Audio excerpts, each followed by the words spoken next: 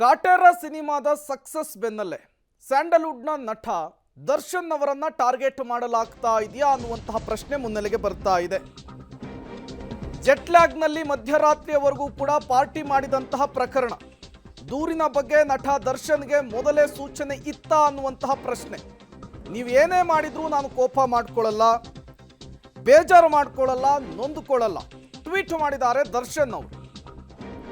ಆರೋಪದ ಹಿಂದೆ ಯಾರಿದ್ದಾರೆ ಅಂತ ಗೊತ್ತಿದೆ. ನಿನ್ನೆ ನಿರ್ಮಾಪಕ ರಾಕ್ಲೈನ್ ವೆಂಕಟೇಶ್ ಅವರು ಕೂಡ ಇದೇ ವಿಚಾರವನ್ನೇ ಮಾತನಾಡಿದರು. ಈ ಬಗ್ಗೆ ನಿನ್ನೆ ಪೊಲೀಸ್ ಠಾಣೆಯ ಬಳಿ ರಾಕ್ಲೈನ್ ವೆಂಕಟೇಶ್ ಅವರು ಮಾತನಾಡಿದರು. ಕಾಲಾಯ ತಸ್ಮಯೇ ನಮಃ ಅಂಥೇಳಿ ನಟ ದರ್ಶನ್ ಟ್ವೀಟ್ ಮಾಡಿದ್ದಾರೆ. ಹಾಗಾದ್ರೆ ನಟ ದರ್ಶನ್ ಟ್ವೀಟ್ ಹಿಂದಿನ ಅಸಲಿಯತ್ತೇನು, ಯಾವ ಉದ್ದೇಶವನ್ನ ಇಟ್ಕೊಂಡು ದರ್ಶನ್ ಅವರು ಈ ರೀತಿಯ ಒಂದು ಟ್ವೀಟ್ ಅನ್ನ ಮಾಡಿದ್ದಾರೆ? ನೀವು ಕೂಡ ಚಾಲೆಂಜಿಂಗ್ ಸ್ಟಾರ್ ದರ್ಶನ್ ಅವರ ಟ್ವೀಟ್ ಅನ್ನ ಗಮನಿಸ್ತಾ ಇದ್ದೀರಿ. ದೊಡ್ಡ ಮಟ್ಟದ ಸುದ್ದಿ ಆಗಿತ್ತು. ಜೆಟ್ಲಾಗ್ನಲ್ಲಿ ಕಾಟೇರ ಸಿನಿಮಾದ ಸಕ್ಸಸ್ ಮೀಟ್ ಅನ್ನ ದರ್ಶನ್ ಅವರು ಮಾಡಿರ್ತಾರೆ. ಅವಧಿಗೂ ಮೀರಿ ಪಾರ್ಟಿಯಲ್ಲಿ ಭಾಗಿಯಾಗಿದ್ರು, ಇದರಿಂದ ಸಾರ್ವಜನಿಕರಿಗೆ ತೊಂದರೆ ಆಗಿತ್ತು ಅಂಥೇಳಿ ಒಂದು ಕಂಪ್ಲೇಂಟ್ ರಿಜಿಸ್ಟರ್ ಆಗಿರುತ್ತೆ. ಇದೇ ವಿಚಾರಕ್ಕೆ ಸಂಬಂಧಪಟ್ಟಂತೆ ನಿನ್ನೆ ಸ್ಟಾರ್ ನಟರುಗಳನ್ನು ಕರೆದು ಅವರ ಹೇಳಿಕೆಯನ್ನು ದಾಖಲು ಮಾಡಿಕೊಳ್ಳಲಾಗುತ್ತೆ. ಈ ವಿಚಾರಕ್ಕೆ ಸಂಬಂಧಪಟ್ಟಂತೆ ಸ್ಟೇಷನ್ನ ಎದುರಿಗೆ ಕಾಟೇರ ಸಿನಿಮಾದ ನಿರ್ಮಾಪಕರಾದಂತಹ ರಾಕ್ಲೈನ್ ವೆಂಕಟೇಶ್ ಒಂದು ಸ್ಟೇಟ್ಮೆಂಟ್ ಅನ್ನು ಕೊಡ್ತಾರೆ.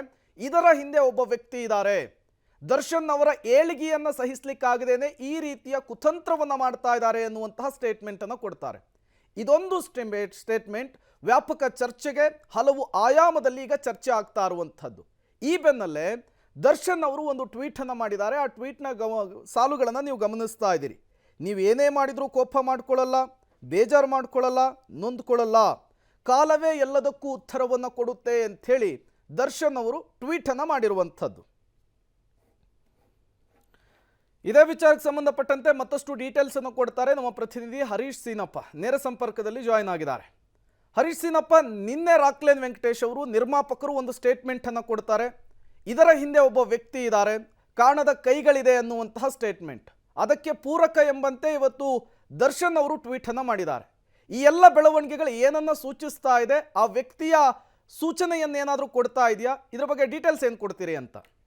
ಪ್ರೇಮ್, ಏನಂತಂದರೆ ದರ್ಶನ್ ಅವರು ಮಾಡಿದಂಥ ಒಂದು ಟ್ವೀಟ್ ಈಗ ವೈರಲ್ ಆಗಿರುವಂಥದ್ದು. ಅಂದರೆ ರಾಕ್ಲೈನ್ ವೆಂಕಟೇಶ್ ಅವರ ಸ್ಟೇಟ್ಮೆಂಟ್ನ ಬಳಿಕ ಈ ಒಂದು ಟ್ವೀಟ್ ಏನಿದೆ, ಈ ಸಾಲುಗಳು ಬಹಳಷ್ಟು ಜನರ ಕಣ್ಣನ್ನು ಸೆಳೀತಾ ಇರುವಂಥದ್ದು.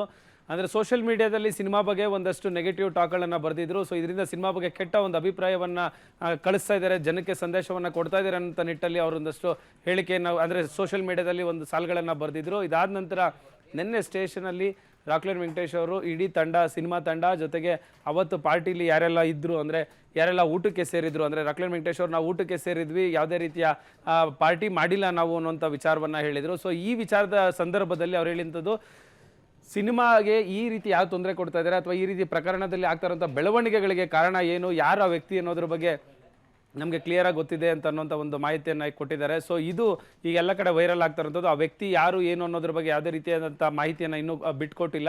ಆದರೆ ಸೋಷಿಯಲ್ ಮೀಡಿಯಾದಲ್ಲಿ ದರ್ಶನ್ ಅವರು ಆಗ್ತಂಥ ಪೋಸ್ಟ್ ಇರ್ಬೋದು ಅಥವಾ ರಾಕ್ಲೈನ್ ವೆಂಕಟೇಶ್ ಅವರು ಸ್ಟೇಷನ್ ಬಳಿ ಕೊಟ್ಟಂಥ ಹೇಳಿಕೆ ಇರ್ಬೋದು. ಸೊ ಎರಡೂ ಕೂಡ ಎಲ್ಲರಿಗೂ ಒಂದು ಕುತೂಹಲನ ಮೂಡಿಸಿದೆ. ಯಾರು ಕಾಟೇರ ಸಿನಿಮಾಗೆ ತೊಂದರೆ ಕೊಡ್ತಾ ಇರೋದು ಅಥವಾ ದರ್ಶನ್ ಅವರ ವಿರೋಧಿಗಳು ಯಾರಿರ್ಬೋದು ಅನ್ನೋಂಥ ಒಂದು ಪ್ರಶ್ನೆಯನ್ನು ಹುಟ್ಟಾಗ್ತಾ ಇದೆ.